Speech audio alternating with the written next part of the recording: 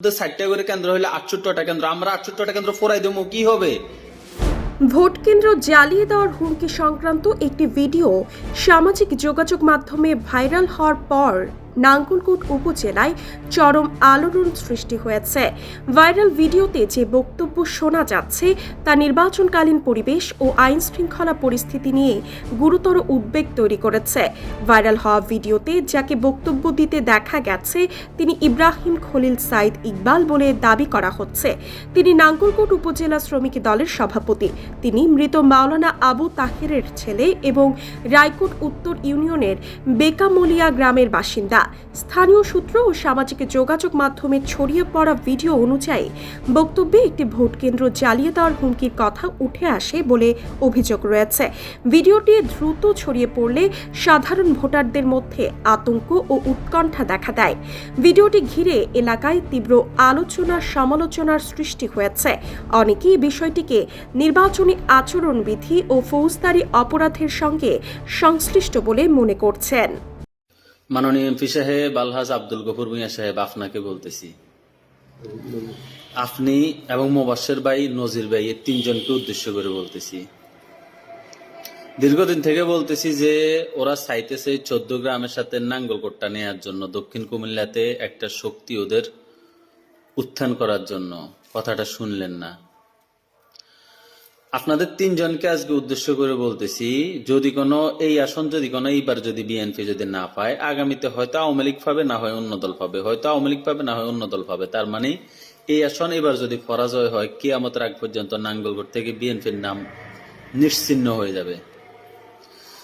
আপনারা হয়তো আমার থেকে ভালো করে জানেন যে ঢাকাতে যমুনার সামনে মাত্র 7-8 জন 10 জন ফলাফাইন আন্দোলন করেও অনেক বড় বড় কিছু অর্জন করে নিছে। আপনারা 3 ভাই মিলে নাঙ্গলকোটে অতি শীঘ্রই জনসভা দেন। কারণ আপনারা এই রুমে ছিলেন, কর্মীরা ব্যবসা নষ্ট করছে, টাকা নষ্ট করছে, মামলা খাইছে, হামলা খাইছে, রক্ত দিছে, ছাত্রত্ব নষ্ট করছে, সময় নষ্ট করছে, গাম জড়াইছে। আপনারা 3 জন এখন নাঙ্গলকোটে জনসভা দেন। জনসভা দিয়ে ডাক্তার ইউনূস এবং নির্বাচন কমিশনারের কাছে দাবি রাখেন যে নাঙ্গলকোটের এই আসন নির্বাচন স্থগিত করার জন্য। দানের শীষ ছাড়া কোনো নির্বাচন হবে না। না মানে না, না, না। সর্বশেষ কি হবে? হয়তো ওরা নির্বাচন করবে এখানে। তো নির্বাচন যদি কোনো করে, শেষ পর্যন্ত যদি আমাদের দানের শীষ প্রতীকও যদি না দেয় আর আসনের নির্বাচনও যদি স্থগিত না করে, 17টা ইউনিয়নে 16টা ইউনিয়ন, একটা পৌরসভা, তাহলে 17টার মধ্যে 60টা করে কেন্দ্র হলে 68টা কেন্দ্র, আমরা 68টা কেন্দ্র ফোরাই দেবো, কি হবে? মামলা হবে। 68টা কেন্দ্র ফোরাই জ্বালাই দেবো, কি হবে? মামলা হবে। মামলা এমনি তো 7-8টা আছে, তাহলে সমস্যা কি? আরো 10টা হবে।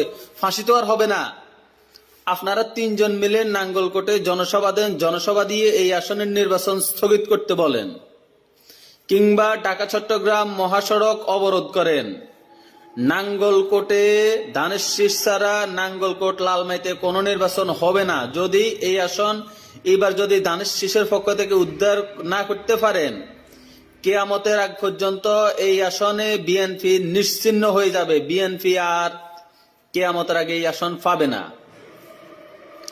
আবার বলতেছি, 68টা কেন্দ্র ফোরাই দিলে ডাক্তার ইউনূস, জাসদ নেতা শফিক আর রয়ের এজেন্ট ফিনাকির ফিটের উপরে কেন্দ্র হবে, আর কোথাও কেন্দ্র হওয়ার সুযোগ না। আমরা 67টা কেন্দ্র ফোরাই দেবো। শুধু আপনারা 3 ভাই শুধু নাঙ্গলকোটে প্রোগ্রাম দেন, প্রোগ্রাম দিয়ে বলেন যে দানের শীষ ছাড়া কোনো নির্বাচন হবে না, মানি না, মানি না, মানি না। দানের শীষ ছাড়া কোনো নির্বাচন মানি না। আপনারা নাঙ্গলকোটে জনসভা দিয়ে নির্বাচন কমিশনারের কাছে, ইউনূসের কাছে এই দাবি জানান। বাকিটা আমাদের কর্মীদের দায়িত্ব। এরপরও যদি কোনো না শোনেন, আপনারা 3 ভাই কিন্তু আগামী 10 বছর পর নিশ্চিহ্ন হয়ে যাবেন।